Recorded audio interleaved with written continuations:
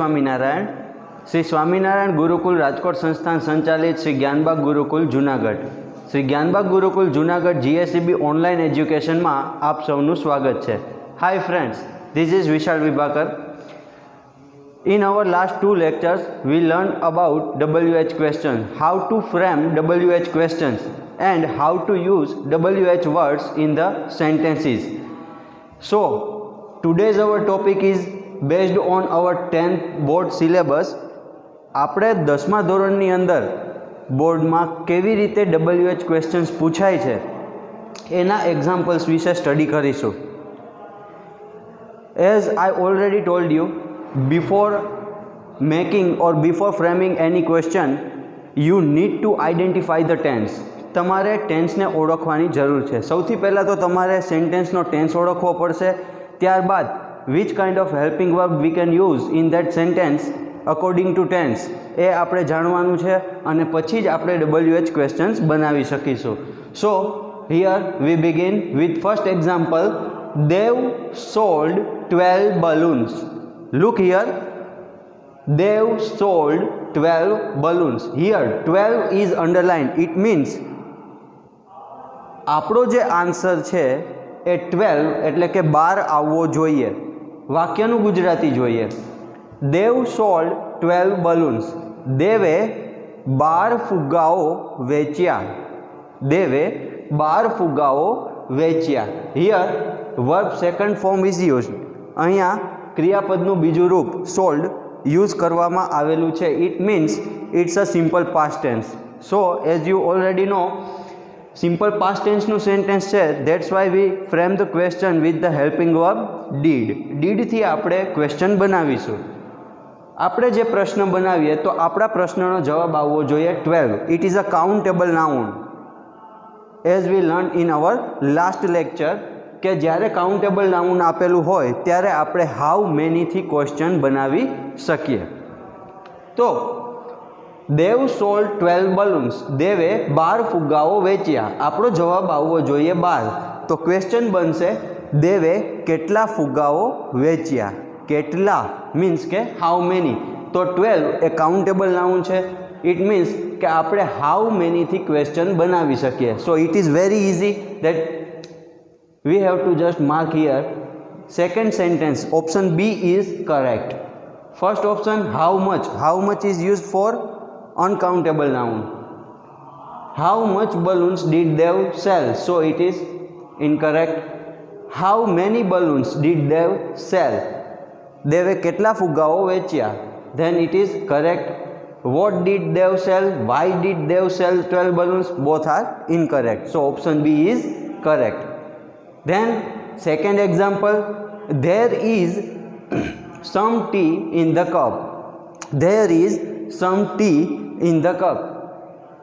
As we learned in our last lecture, here adjective some is given. It is uncountable noun and it is used for material. So we can frame question with the help of how much.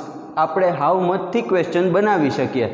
So how much tea is there in the cup? Easy. Then it is your answer, option D. How is the tea in the cup? How long? You know very well how long is used to know the time duration. How many is used only for countable nouns and how much is used for uncountable noun. So here noun is uncountable, tea. So that's why we use how much tea is there in the cup. કપમાં કેટલી ચા છે? then your answer is some, થોડી.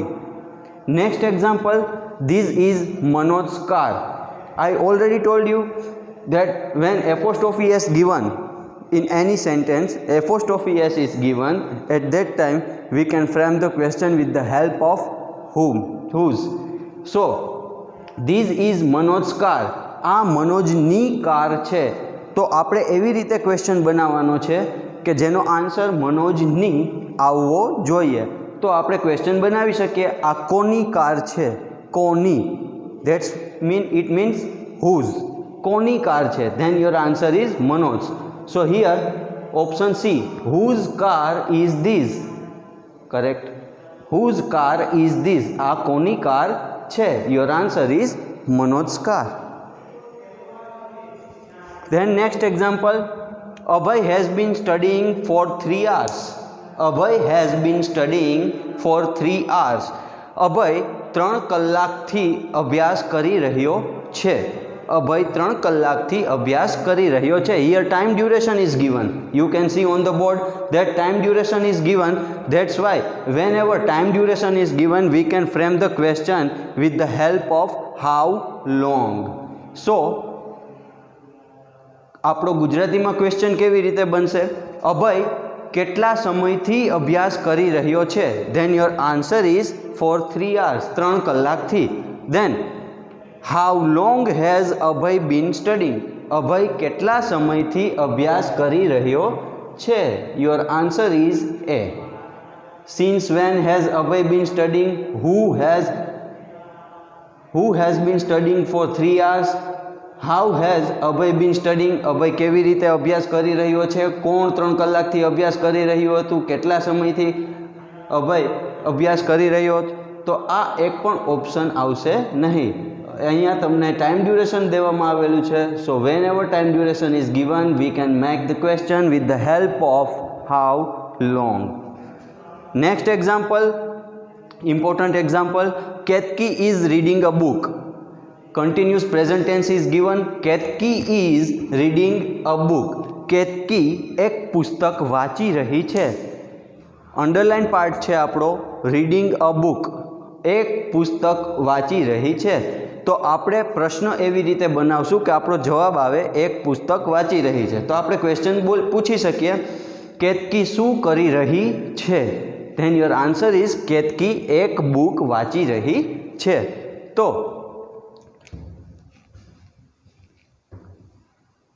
Vote is Ketaki reading? Ketaki શું વાંચી રહી છે? જો મિત્રો આમાં તમને ખાલી અ બુક અંડરલાઇન આપેલું હોત, ખાલી આટલું જ, આ ભાગ તમને અંડરલાઇન ન આપેલો હોત તો તમારો ઓપ્શન એ સાચો પડત. What is Ketaki reading? Then your answer will be a book.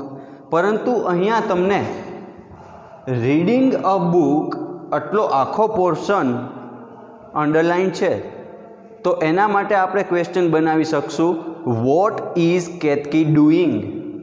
આપણે લાસ્ટ 2 લેક્ચરની અંદર આના વિશે અભ્યાસ કર્યો હતો. What is Ketaki doing? Ketaki શું કરી રહી છે? Then your answer is Ketaki is reading a book. So option D is correct.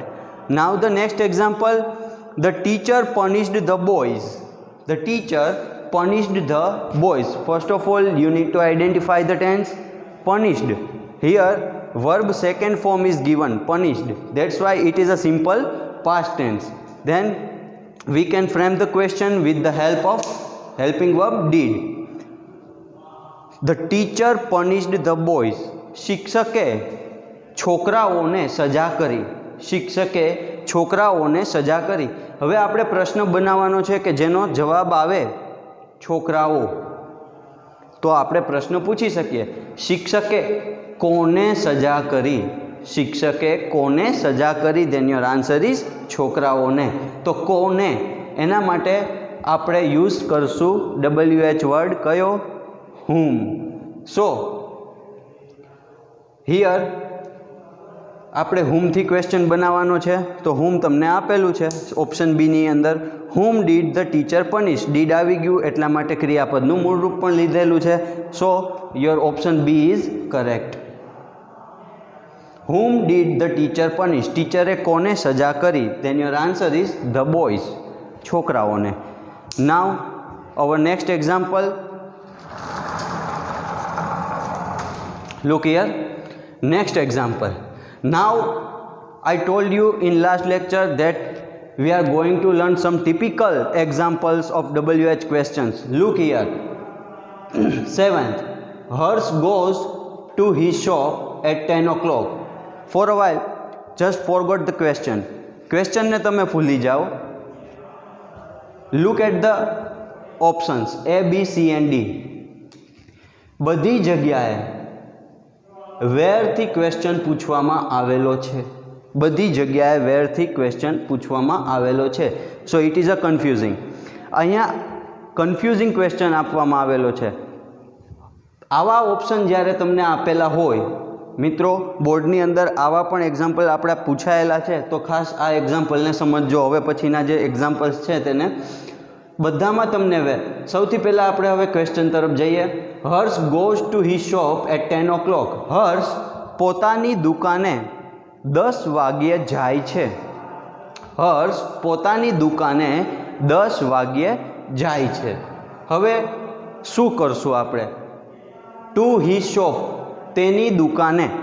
તો આપણે એવી રીતે પ્રશ્ન બનાવવાનો છે, વી have to make the question કે જેનો આન્સર તેની દુકાને આવે. તો આપણે પ્રશ્ન કઈ રીતે બનાવી શકીએ? હર્ષ 10 વાગ્યે કઈ જગ્યાએ જાય છે? તો તમારો જવાબ આવશે ટુ હિઝ શોપ, તેની દુકાને. તો હર્ષ 10 વાગ્યે કઈ જગ્યાએ જાય છે. હવે શું કરશું? જ્યારે બધા ઓપ્શન એક સરખા હોય ત્યારે આપણે શું કરશું? At that time first of all you have to identify the tense. સૌથી પહેલાં તમારે ટેન્સને ઓળખવાનો રહેશે. Here Harsh is third person singular. That's why as per simple present tense first rule, if the last letter of the verb is double s, sh, ch, x or o, at that time we have to add es in the verb.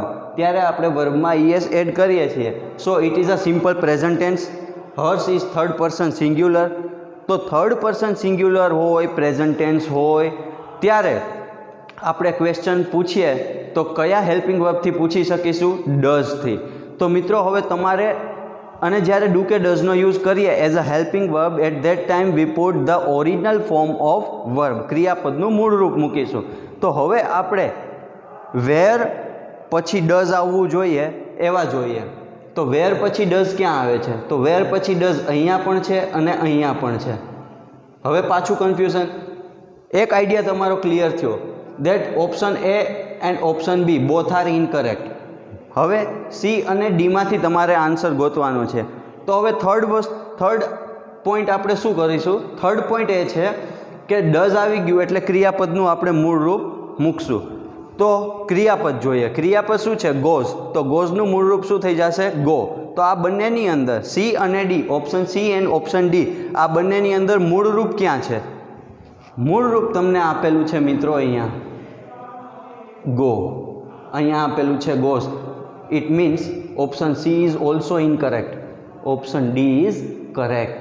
Where does Harsh go at 10 o'clock? Harsh 10 વાગ્યે કઈ જગ્યાએ જાય છે? Your answer is to his shop, તેની દુકાને. Clear? Same next example. The train will arrive at 10 p.m. The train will arrive at 10 p.m. Train 10 વાગ્યે આવી પહોંચશે. ટ્રેન 10 વાગ્યે આવી પહોંચશે. Here time is underline. સમય જે છે એ અંડરલાઇન કરેલો છે. તો તમે સારી રીતે જાણો છો કે સમય જ્યારે આપણે આઈડેન્ટિફાઈ કરવાનો હોય ત્યારે આપણે વેન, WHEN, વેનની મદદથી ક્વેશ્ચન પૂછી શકીએ. But here all the 4 options starting with when. All the 4 options વેનથી જ ચાલુ થાય છે. So our next step is we need to identify the tense. Simple present tense આપેલો છે, will સાથે ક્રિયાપદનું મૂળ રૂપ. તો હવે આપણે એવો ક્વેશ્ચન ગોતીએ કે will હેલ્પિંગ વર્બનો યુઝ કરી અને ક્વેશ્ચન બનાવવામાં આવેલો હોય. તો will હેલ્પિંગ વર્બનો યુઝ કરી અહીંયા બે સેન્ટેન્સ એવા છે જે બનાવવામાં આવેલા છે. એક તો છે ઓપ્શન એ અને એક છે ઓપ્શન સી. ઇટ મીન્સ કે ઓપ્શન બી અને ઓપ્શન ડી તો ઇનકરેક્ટ છે જ. હવે આપણે આ બેની અંદરથી સાચો જવાબ ગોતવાનો છે. We need to find out the correct option. So when will the train arrives? Look here, van will the train arrives. જરા પણ ઉતાવળ ન કરવી મિત્રો. ક્રિયાપદ જુઓ, ક્રિયાપદની અંદર તમને અહીંયા એસ આપેલો છે. It means it is a incorrect sentence. So when will the train arrive, these one is correct sentence. When will the train arrive, train ક્યારે આવી પહોંચશે? Then your answer is at 10 PM, 10 વાગ્યે. Understood? Good. Now next example.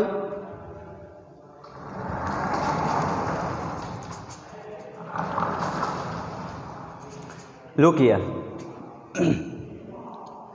9th, Hiren liked the small painting. Hiren liked the small painting. હિરેનને નાની painting ગમી. હિરેનને નાની painting ગમી. તો હવે આપણે પ્રશ્ન એવી રીતના બનાવવાનો છે કે જેનો જવાબ નાની પેઇન્ટિંગ આવે. તો આપણે પ્રશ્ન બનાવી શકીએ હિરેનને શું ગમ્યું? હિરેનને શું ગમ્યું? તો જવાબ આવશે નાની પેઇન્ટિંગ. તો વસ્તુ માટે આપણે વોટનો યુઝ કરીએ એ તમને ખ્યાલ છે. Here in all the 4 options the question starts with what. તો હવે બીજો પોઈન્ટ આપણે શું કરશું? Yes, we have to identify the tense. Here V2 is given. વર્બની સેકન્ડ ફોર્મ આપવામાં આવેલી છે. That's why we use did as a helping verb. તો વોટ પછી ડીડ આવતું હોય એવું આપણે સેન્ટેન્સ ગોતવાનું છે. તો અહીંયા જુઓ તમે, option B and option C બંને જગ્યાએ વોટ પછી ડીડ આપેલું છે. And you know very well when we use did as a helping verb at that time we put original form of verb. તો હવે ક્રિયાપદનું ઓરિજિનલ ફોર્મ શેમાં આપેલું છે? લુક હિયર, અહીંયા ડીડ પછી ઓપ્શન બીમાં લાઇક્ડ આપેલું છે, સો ઇટ ઇઝ ઇનકરેક્ટ. અહીંયા ડીડ પછી ક્રિયાપદનું મૂળ રૂપ આપેલું છે, so option C is correct. આવી જ રીતે તમારે એક્ઝામની અંદર ફાઇન્ડ આઉટ કરવાનું રહેશે મિત્રો. It is very easy if you understand tenses well. Now last example.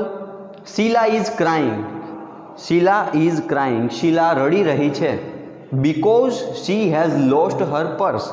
કારણ કે તેણીએ પોતાનું પાકીટ ખોઈ નાખ્યું છે. તો આપણે લાસ્ટ લેક્ચરમાં અભ્યાસ કરી લીધો મિત્રો. બીકોઝ કારણ દર્શાવેલું હોય એટલે ક્વેશ્ચન હંમેશા વાયથી પૂછાય. Then you can see on the board option B and option D. Option B start with what and option D with who. So option B and option D both are incorrect. બંને incorrect છે. Option A અને option C એ બંને વાયથી પૂછવામાં તો આવેલા છે. શા માટે? But according to our tense, આપણા ટેન્સ પ્રમાણે Sheela is crying continuous present tense. Sheela રડી રહી છે કન્ટિન્યુઅસ પ્રેઝન્ટ ટેન્સ. તો હવે એમાંથી જ આપણે ક્વેશ્ચન બનાવવાનો છે. Then why is Sheela crying?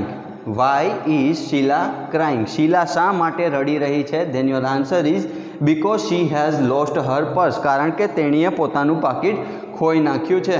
તો કન્ટિન્યુઅસ પ્રેઝન્ટ ટેન્સનો અહીંયા યુઝ કરેલો છે, તો આપણે ક્વેશ્ચન બનાવવા માટે પણ કન્ટિન્યુઅસ પ્રેઝન્ટ ટેન્સનો જ યુઝ કરીશું. It means option C is correct. Option C is correct. By this way we can frame WH questions. મિત્રો આવી રીતે આપણે WH ક્વેશ્ચન્સ બનાવી શકીએ, શીખી શકીએ. હવે I hope our today's concept regarding SSC board WH question, આજનો અહીંયા આપણો આ જે કોન્સેપ્ટ છે એ આપણા last 2 lectures plus today's 1 lecture, આપણા 3 લેક્ચરની અંદર આ કોન્સેપ્ટ તમારો ક્લિયર થયો હશે. I hope you like the video. If you like the video, then please share and subscribe it. Goodbye. Jai Hind. Jai Swaminarayan.